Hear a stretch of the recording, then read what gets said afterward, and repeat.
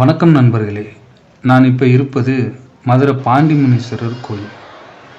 மதுரை பாண்டி கோயில் எல்லாருக்கும் தெரியும். மதுரை மாட்டுத்தாவணி பஸ் ஸ்டாண்ட்லேருந்து 3 கிலோமீட்டர் தொலைவில் தான் இந்த பாண்டி கோயில் இருக்குது. இப்போவும் மதுரை மக்களின் காவல் தெய்வமாக பாண்டிமுனீஸ்வரர் தான் இருக்காருன்னு மக்களால் நம்பப்படுகிறது. நல்லது மட்டுமே செய்யும் கோபக்கார சாமின்னு சொல்கிறாங்க. கோயில் வரலாறு என்னன்னு பார்ப்போம். இப்போ எல்லாரும் வணங்கக்கூடிய சாமி யாருன்னு பார்த்தா, ஒரு காலத்தில் மதுரையை ஆண்ட மன்னன் நெடுஞ்செழியன்னு சொல்கிறாங்க. அது எப்படின்னு விசாரிக்கும்போது, சுமார் 200 வருஷத்துக்கு முன்னாடி கரூரில் இருந்து பெரியசாமி வள்ளியம்மாள் என ஒரு குடும்பத்தார் வந்திருக்காங்க. ராத்திரி நேரம் வந்ததால் இருட்டிடுச்சு. அதனால் பக்கத்தில் இருக்கிற மேலமடைங்கிற ஒரு இடத்துல தூங்கியிருக்கிறாங்க. அப்போ வள்ளியம்மாள் கனவில் தாடியோட ஒரு முனிவர் வந்து, நான் மதுரையை ஆண்டிய பாண்டியன் நெடுஞ்செழியனும் கண்ணகி கணவன் கோவலனுக்கு நான் செய்த பாவத்தை போக்க நான் மறுபிறவி எடுத்து வந்திருக்கேன்னு 8 அடி மண்ணுக்குள்ள ஈசனை நோக்கி தவம் செய்வதாகவும், என்னை வெளியே எடுத்து வழிபட்டா தங்க குடும்பத்தையும் நல்லா வாழ வைப்பேன்னு சொல்லியிருக்காங்க.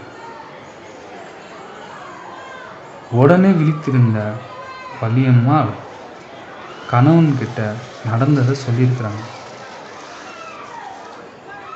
மறுநாள் காலையில் மண்ணை தோண்டி பார்த்தப்ப கம்பீரமாக இருந்த பாண்டிமுனீஸ்வரரை பார்த்துருக்காங்க. அதுக்கப்புறம்தான் பாண்டிமுனீஸ்வரர் சிலையை வெளியெடுத்து கோயில் உருவாக்கியிருக்காங்க. இப்போவும் வள்ளியம்மாள் வம்சாவளி சேர்ந்தவங்க தான் அந்த கோயிலை பூஜை பண்ணிட்டு வர்றாங்க.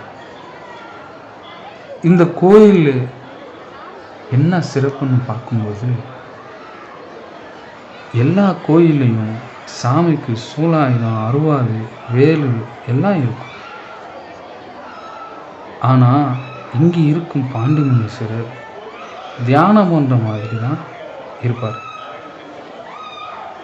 மக்கள் நிறைய வேண்டுதலோடு இந்த கோயிலுக்கு வர்றாங்க, காணிக்கை செலுத்துகிறாங்க. அவங்களோட வேண்டுதலை நிறைவேறணும்னு ஒரு நம்பிக்கையோடு வராங்க. வருஷம் ஃபுல்லாக இந்த கோயிலில் எப்பவுமே கூட்டம் இருந்துக்கிட்டே இருக்கும். பாண்டிமுனி ஒரு சைவ சாமி. அதனால் இங்கே பொங்கல் வச்சு சாமிக்கு படைக்கிறாங்க.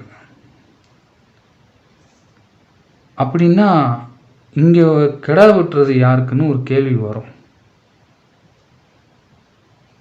இந்த கோவிலுக்கு கிழக்கு பக்கம் சமயக்கருப்புன்னு ஒரு கோயில் இருக்கு. அந்த சாமிக்கு தான் கிடா வெட்டி சாமி கும்பிடுறாங்க. வணக்கம் நண்பர்களே.